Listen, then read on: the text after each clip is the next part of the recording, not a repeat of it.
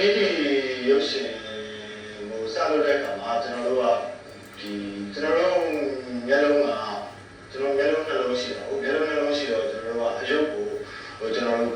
မျက်လုံးနှလုံးနဲ့ကြည့်တဲ့အခါကျတော့ဘယ်ပဲဆန်းနေညာပဲဆန်းကျွန်တော်ခွဲမြင်ရတယ်ဒါပေမဲ့ရိုးကင်မရာနဲ့ရိုက်တဲ့အခါကျတော့ကျွန်တော်တို့ဖလက်ဖြစ်သွားတယ်နော်တဲ့တယ်မြင်ရတာဥပမာဒီလက်ညှိုးလေးတစ်ချောင်းထောင်လာတယ်ဒီဘက်မျက်လုံးကကြည့်ဒီပဲဆန်းပုံမြင်ရတယ်ဒီဘက်မျက်လုံးကကြည့်ဒီပဲဆန်းမြင်ရတယ်အဲဒီဖက်လို့ရအောင်ပဲကျွန်တော်တို့ရိုက်ခဲ့တဲ့ဟိုကကင်မရာနှလုံးနဲ့ရိုက်တယ်နှလုံး distance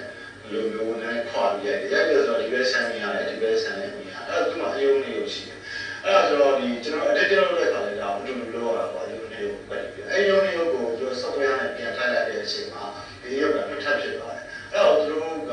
ကျွန်တော်တို့ကတကယ်တော့နှစ်ထပ်ကိုဒီတိုင်းကြည့်ရင်တော့လူကဘာမှပုံမှန်မပေါ်ဘူးလေဝါဝါရေးဖြစ်အဲ့ဒီနှစ်ထပ်ကိုမှပိတ်ကောင်းမှာပေါ်လာဖြစ်ဖြစ် TV screen မှာပေါ်လာဖြစ်ဖြစ်ဒါမှမဟုတ်မျက်မှန်ကနေပြီးတော့ပြန်ခွဲပြီးတယ်ဥပမာကျွန်တော်တို့ရုပ်ရှင်သုံးပြောရမယ်ဆိုတော့ RGB ရှိတယ်ပေါ့နော်ဒါကတော့ပထမဆုံးပေါ်ခဲ့တဲ့ဒီစနစ်တွေပေါ့ RGB မှာကျတော့ red green blue ပေါ့အဲ့တော့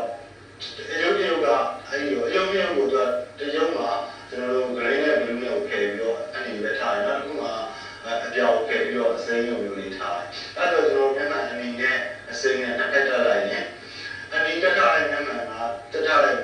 မျက်လုံးချမ်းကအနီရုပ်ကိုမမြင်ရတော့အစိမ်းမျက်နှာတက်ထားတဲ့စိမ်းမျက်လုံးတက်ထားတဲ့ဘက်ကမျက်လုံးကစိမ်းမျက်လုံးကိုမမြင်ရတော့အဲ့တော့အယုတ်ကိုပြန်ပွဲထွက်လာတဲ့ဥနောက်အဲ့အယုတ်ကိုဥနောက်နဲ့ကိုတကယ်နဲ့ဝင်လာတဲ့အခါသူကအပြင်မှာကြည့်နေရတယ်လို့မျိုးသူကရှင်းအောင်တန်ဖိုးလေးပေါ်လာတယ်အဲဒါပေမဲ့အဲ့မှာသူကအားနည်းချက်ကကျွန်တော်အယောင်ကြီး loss ဖြစ်တယ်သူကအနီမျက်ဖြစ်တာခံရတဲ့ကြောင့်အနီရောင်ကဒီပဲဆန်းမှာမပေါ့ဘုရားကလည်းစိမ့်မဲ့အောင်ပါမှာအဲ့တော့ဒီအနီရဲ့စိမ့်နဲ့လုပ်ထားတဲ့စိမ့်ဓာတ်လေးနဲ့လုပ်ထားတဲ့မျက်နှာလေးနဲ့ကြည့်တဲ့ 3D ရုပ်ရှင်ကမရှောက်နိုင်နောက်ပိုင်းကျတော့ဒီလူကောင်းတဲ့ဒီ light filter တွေနဲ့ခွဲတဲ့စနစ်ကိုရုပ်ရှင်မှာအဲ့စနစ်ကိုသုံးပါတယ်သူတို့ကျတော့အယောင် loss မဖြစ်ဘူးဘယ်လိုလုပ်ကြလဲဆိုဒီပညာအကျဉ်းကြတော့ဒီမျက်နှာမှာ line လေးတွေရှိတယ်လို့ထင်တယ်နော်အဲ့ဒီ line လေးတွေက filter နဲ့ခွဲပြီးတော့နော်ဆိုတော့ 3D ကြတော့ဘာသွားလဲဆိုတော့ကျွန်တော်အပြင်မှာကျွန်တော်ပကြီးဆွဲတဲ့လူနဲ့ဘဝထူတဲ့လူနဲ့ပွားပါတယ်ပကြီးဆွဲတဲ့လူကျတော့တည့်ရတဲ့ဟိုသူကကျွန်တော်လက်ပုံတစ်ပုံဟိုဒီတက်ခါဆွဲရမယ်ပေါ့နော်ပုံပုံတွေကဆိုတော့အဲ့ဒီတစ်ခုကလို့ကြည့်ရင်သူနောက်တစ်ချိန်ပြန်ဆွဲရမယ်နောက်ပြီးသူမှ lighting အလင်းဝယ်ရမှုနေမယ်ဘယ်ကနေအရေးကြမယ်ဆိုတာဟုတ်လေ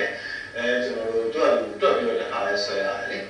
ဒါဒီလိုမျိုးတက်တယ်ပေါ့နော်ကျွန်တော်တို့ကျတော့ဘုံနဲ့ဘုံကျတော့ကျွန်တော်တက်တာရုပ်ကိုတက်တာဖြစ်ပြီးရှင်ရုပ်ဖြစ်ပြီးပေါ့နော်လိုရတဲ့နေရာမှာမလိုတဲ့နေရာလေးဖယ်လိုက်ထွင်ထုတ်လိုက်နော်လိုတဲ့နေရာလေးမှာကျွန်တော်တို့အစားထိုးလိုက်ပဲလေ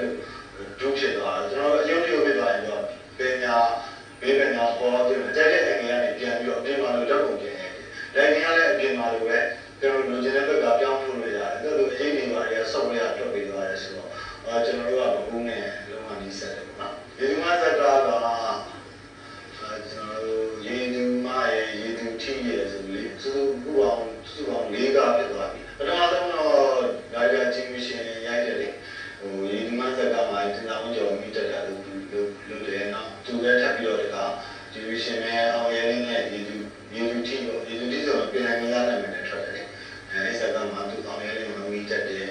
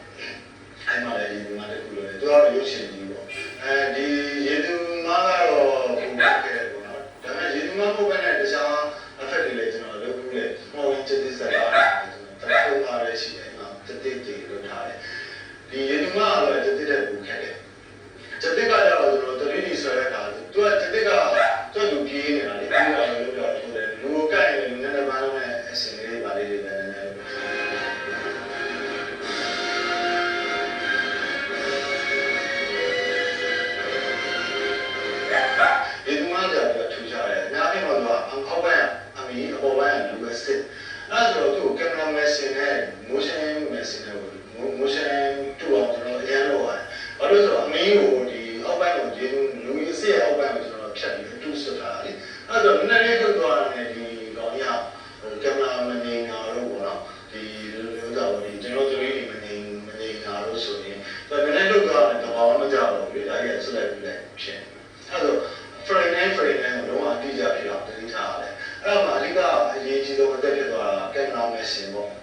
mission software တွေကလုံးဝအရေးကြီးသွားတဲ့အချိန်တွေပါပါတယ်။ဘာကြောင့်လဲဆိုတော့ camera mission ကကျွန်တော်တို့ video ရိုက်တဲ့အခါကျွန်တော် stage ဆိုတာနဲ့မရိုက်ကြဘူးလေ။ရေဒီမားကိုလေကျွန်တော်ရိုက်တာကျွန်တော်တိတ်တော့ထုတ်လို့ပြောပြီးရိုက်တယ်။ဘာလို့လဲဆိုတော့ stage ရိုက်ရင်က camera engine ပေါ့နော်။ engine ဆိုတော့ဒီ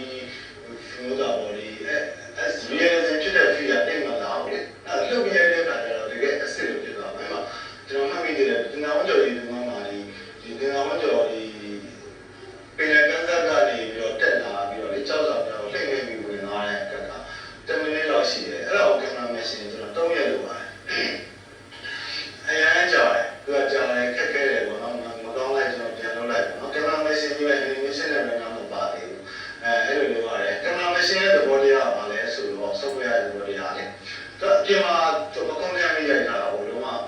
နော်လုံးဝဟိုတော့ဒီတင်ပေါ်မဖြစ်ဘူးအဲ့လိုရိုက်ထားတဲ့ကင်မရာကိုဒီ software ပြန်တွက်ပြီးတော့ဒီအပြင်ကင်မရာ movement နဲ့လုံးဝတူတဲ့ကင်မရာတစ်ခုက software မှာပြန်ထုတ်ပြီးတယ်အဲ့ပြီးတော့မှကျွန်တော်ကဒီအမီလေးကိုလှူရှာမှုလေးကိုပြန်ပြီးတော့ 3D immersion software နဲ့လုပ်တယ်လုပ်ပြီးတော့စောစောက camera immersion software ထုတ်ပြီးထားတဲ့ကင်မရာနဲ့ကင်မရာအင်မီကနေပြန်ရနာလုပ်တယ်ရနာလုပ်တဲ့အခါကျအဲ့အယုံနဲ့ 3D ရုံးကိုပြန်ထပ်တဲ့အခါကျတော့ကွက်တိဖြစ်သွားတာပေါ့နော်ဒီကအခက်ခဲတဲ့နေရာပါလေ green screen ကျွန်တော်တော့ background ကိုကျွန်တော်အစားထိုးခြင်းပြီးဆို green screen blue screen နဲ့ရိုက်ကြတယ်ရိုက်တဲ့အခါကျတော့ဒီ blue screen green screen မှာကျတော့ကျွန်တော်အကုန်လုံးတရားတွေပဲဟိုအကုန်လုံးအစိမ်းနေပြီပဲအဲ့ဒီအရာတွေကျတော့ဘာမှ software ဖိုင်လို့မရတော့ဘူးအဲ့ဒါတော့ကျွန်တော်တို့ fuser ကလေးတွေဖြစ်ပြီးအရာမျိုးတွေမှာဒါလေးတွေထည့်ပြရတယ်သဘောတရားတော့ camera mission software သုံးမှာဖြစ်တယ်ကြာကျွန်တော်တို့ကဒီမှာဒါလေးထည့်ပြရတယ်ကျွန်တော်ကတော့နိုင်ငံသားကားတွေတော်တော်များများကြည့်ပြပါတယ် transformer 3ပေါ့သူတို့ဂျိုရှုမင်းပေါ့နော်အဲ့မှာ save တွေ file တွေရှာနေ screen sheet တွေပြန်ပြရတယ်အဲ့ဒီခံလုံးကိုရမ်းကြိုက်ပါ